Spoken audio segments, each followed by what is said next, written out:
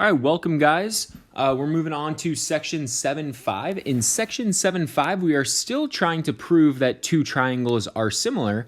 We're just introducing two new ways in addition to that angle-angle similarity postulate that we already have. So let's just remember what makes two triangles or two figures similar. We know, one, that all of their angles must be congruent.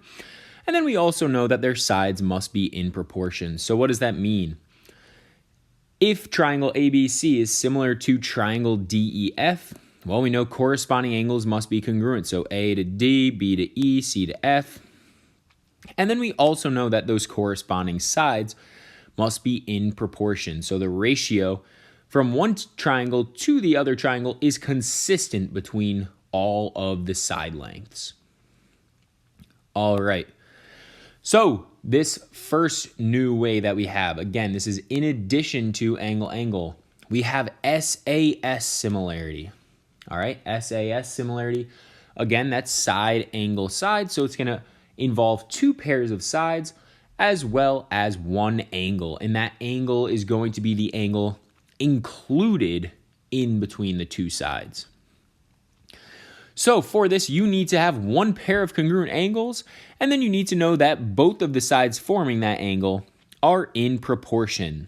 If both of those are true, then the triangles are similar. So let's just take a look at these two triangles I drew over here, PQR and STU. And let's just see, well, what would we need?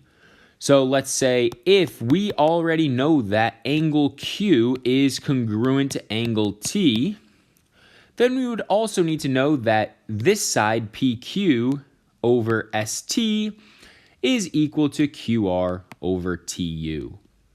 So again, we would also need PQ over ST.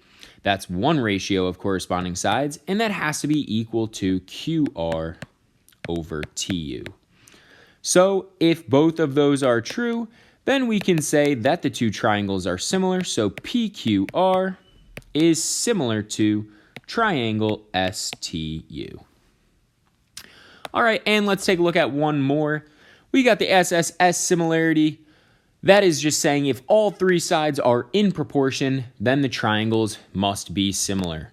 So let's take a look at X, Y, Z, and A, B, C.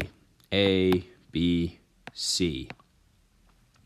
All right, so again, if all three pairs of sides are in proportion, then our triangles are going to be similar. So let's just write this as an if-then statement.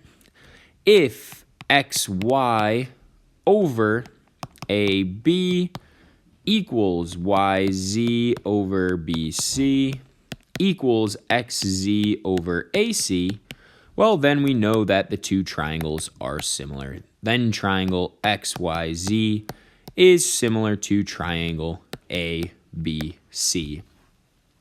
And again, we normally know, oh, you have to have all pairs of sides are in proportion and that angles are congruent. However, with triangles, it actually works out that if all pairs of sides are in proportion, then the angles must be congruent. So that's why all we really need in this case is knowing that the three sides are in proportion.